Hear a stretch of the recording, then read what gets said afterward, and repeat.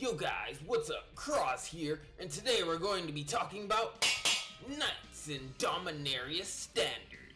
First off, this is not a deck tech. This is a brew discussion video.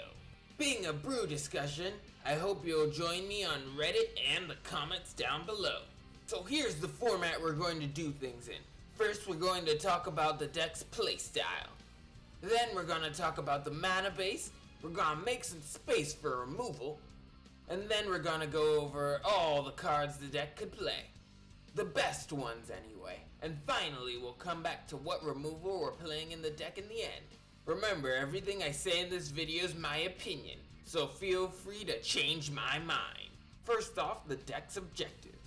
Knight Tribal and Dominaria is an aggro deck that aims to go wide with knights. Creatures that normally have abilities that offer both offense and defensive purposes. Most knights carrying First Strike or Vigilance. With these abilities, they can go on the offense while also being on the defense when needed. The mana base. Mana base is fairly simple, being only 2 colors. You're going to play 4 Concealed Courtyard, 4 Isolated Chapel, and being tribal, you're probably going to play 0 or 3 Unclaimed Territory. The only thing worth talking about here is Unclaimed Territory. Unclaimed Territory is great when you're playing cards that have the Knight creature type, but when you're playing anything from removal to the Saga enchantment we're going to be talking about later, it's gonna leave you high and dry and colorless. I can see these at 2 or 3. For the rest of the mana base, just basics. Now in the 1-drop slot, we only have 1 card. Dauntless Bodyguard. This card's great. Turn 1, it's a 2-1 for 1, and that's it. Turn 3, it's exactly what it says. It's a bodyguard. The thing most go-wide strategies fear is removal. This guy at least makes sure one of your guys stay alive. And that's not to mention all the combat tricks you can use with this guy. At the 2-drop slot, we have Knight of Grace and Knight of Malice. Both are 2/2s for 2, with First Strike. Now these cards are 4-ofs, but I can see someone cutting one to make space for another card. The last 2-drop that I almost forgot to mention is Metallic Mimic. Now this card's an iffy one. I can see Knight decks playing this card, and I can also see them not playing this card.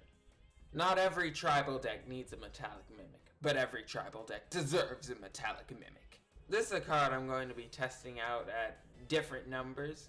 I can see 0 of, I can see 4 of, I can see 3 of. Next in the 3-drop slot, we have Banalish Marshal.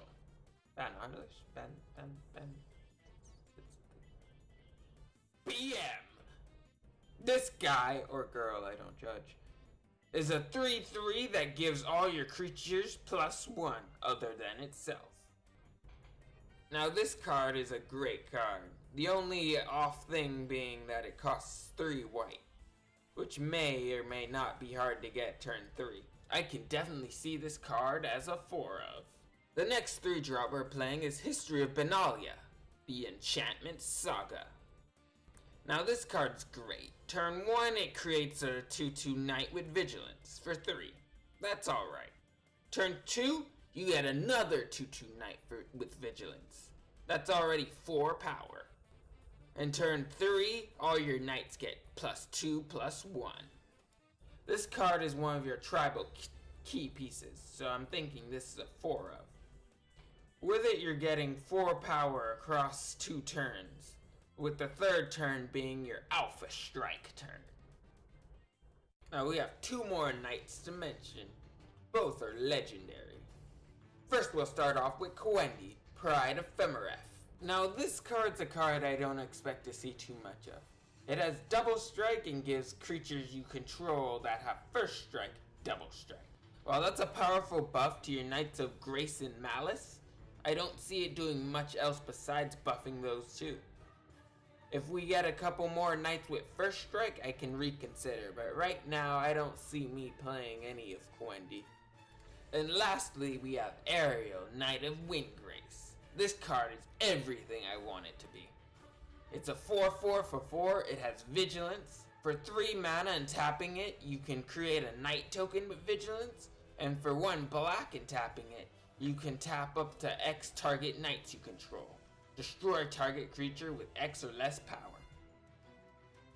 While it doesn't do anything immediately the turn it hits the board, if it stays out on the board for at least 1 turn, this card is just generating you tons of value every turn.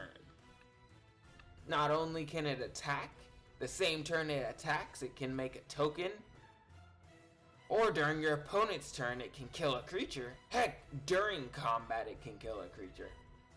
This card is just all around great. Now finally, removal. Being in black and white, you have a ton of removal options. Ixalan's Binding, Cast Out, Vraska's Contempt, Fatal Push, and the new Seal Away. Off the bat I expect 3 to 4 Fatal Push, but honestly I can see people playing any number of the other cards. All these cards have their pros and cons, and I can see people playing a different number of them depending on their personal preference and the meta. Heck, I can see people slipping in a 1-up Profane Procession. With your curve topping out at 4, bumping it up to 5 wouldn't be that bad. Especially since it basically would turn your deck into a control deck for 3 turns. But maybe that's just a brewer and me talking. Now here's the thing guys, I don't expect these to be all the knights we're getting in this set. Heck, if I count out Wendy and I ran a 4 of most of these guys, I'd end up with exactly 60 cards, you know, if my math is right. Maybe my math is wrong, my math is probably wrong, isn't it? No, it's right!